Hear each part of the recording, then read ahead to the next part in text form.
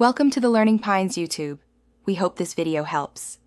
You start by verifying prerequisites and making the first connection. Power on the Sonicwall, connect your laptop to the LAN port, set your PC IP to 192, 168, 168, X and open the web UI at 192, 168, 168, 168. Log in with the default admin credentials, then change the admin password immediately. This prevents unauthorized access.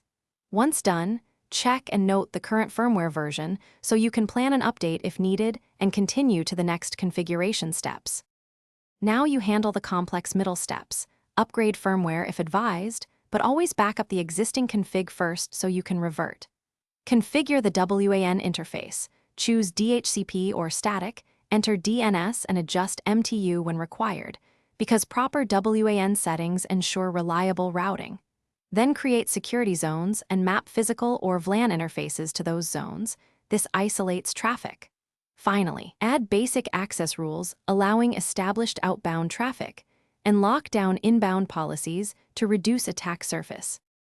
Finish by configuring NAT for internal hosts, enabling security services like intrusion prevention and content filtering, and applying HTTPS/SSH management restrictions. Test everything. Ping external IPs, traceroute, and load a few web pages to confirm correct behavior. Make sure you back up the final configuration and enable logging so you can audit changes. If something fails, check the interface status and logs first.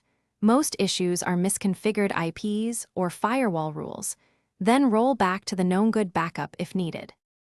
Thanks for watching. Consider subscribing if we helped you.